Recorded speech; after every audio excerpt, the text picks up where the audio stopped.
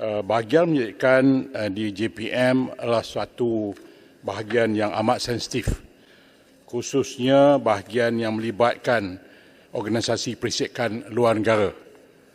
Jadi baru-baru ini kita dikejutkan dengan bagaimana mantan bekas ataupun mantan ketua pengarah perisikan pecah amanah satu jumlah wang yang cukup besar, US 12.1 juta. Kemudian apabila beliau ditahan, duit itu pula jadi masalah dan hilang di dalam simpanan kerajaan. Jadi isu yang saya nak bangkitkan di sini, sejauh manakah kerajaan memperketatkan perjalanan jabatan ini, kerana jabatan ini amat sensitif, Tan Sri, khususnya yang melibatkan intelligence kita. Apatah lagi saya nak tahu apakah asasnya ada penambahan kepada hampir 10 juta kalau berbanding dengan 2021 67 juta kepada 2022 kepada 77. Itu yang pertama. Yang keduanya, saya lihat ada kelalaian yang ketara sekali apabila didapati bahawa mantan Ketua Pengarah Datuk Hasanah Abdul Hamid tidak menyediakan dua perkara penting sebelum beliau menamatkan tugas beliau, iaitu yang pertama sekali ialah penyerahan senarai tugas yang kita panggil nota serah tugas, yang kedua file meja.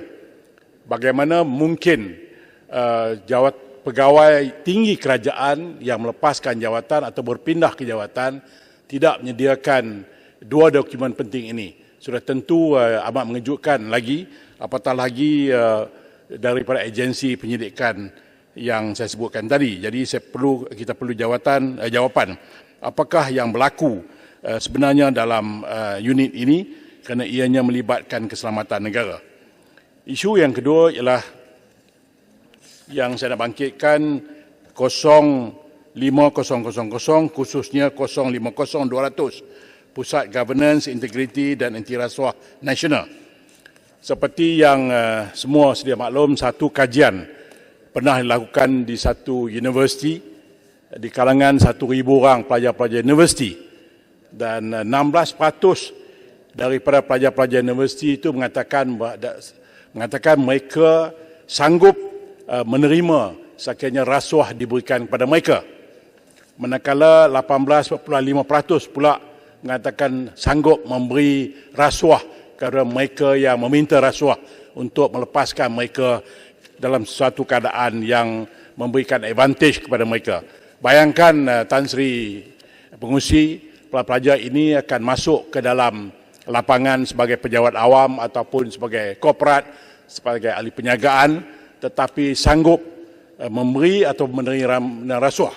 Soalan yang saya nak bangkitkan ialah sejauh mana kerajaan telah pun mengambil tindakan bagi memastikan bahawa maklumat seperti ini, maklumat berhubung dengan kesalahan rasuah, betapa celakanya mereka yang menerima rasuah, apatah lagi hampir 80% dari penjawat awam di Malaysia orang Melayu dan orang Islam. Inilah yang amat mengecewakan kita. Mereka yang menerima rasuah dan pemberi rasuah di kalangan pegawai kerajaan 80%-nya orang Melayu dan orang Islam. Berbanding dengan negara-negara di Hong Kong contohnya, di Scandinavian countries contohnya, mereka bukan di kalangan orang Melayu, bukan di kalangan orang Islam, tapi kedudukan mereka jauh lebih mulia kalau bandingkan dengan orang atau pejabat-pejabat awam di Malaysia.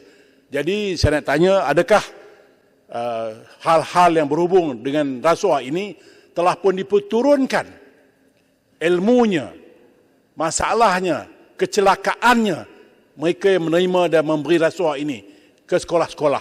Karena kalau kita nak selesaikan masalah rasuah, Tan Sri, mesti bermula dari anak-anak sekolah, mesti bermula dari rumah kita, bukan setelah mereka. Ya, Pak Isen, silakan. Sikit je. Saya nak penjelasan, saya dengar takut keliru. Penjawat awam ini majoritinya berkhidmat dengan baik. Jadi yang Muhammad Sungai Petani maksudkan itu segelungan kecil yang patut tindakan diambil. Saya nak penjelasan itu. Saya amat setuju dengan Pak Isen.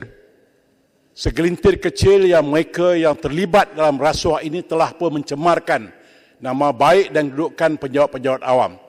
Bayangkan penjawat-penjawat awam khususnya mereka yang berada di taraf yang bawah sekali, level yang bawah, yang bekerja bersungguh-sungguh bagi memastikan negara ini makmur, bangsa Malaysia ini makmur, tetapi disebabkan oleh mereka yang di atas, mereka-mereka yang mempunyai kedudukan yang boleh menerima rasuah dan melepaskan apa juga yang dihajati, tetapi telah mencemarkan hampir 80% dari penjawat-penjawat awam ini. Jadi yang saya nak sebutkan di sini adalah Tan Sri, bagaimanakah dan apakah strategi-strategi ataupun program-program yang telah dilakukan oleh kerajaan bagi memastikan anak-anak sekolah kita, bagi memastikan mahasiswa-mahasiswa kita menerima maklumat yang secukupnya agar mereka menjadi rakyat yang baik, agar mereka menjadi penjawat awam yang baik, agar mereka menjadi orang-orang korporat yang baik dan usahawan-usahawan yang baik apabila mereka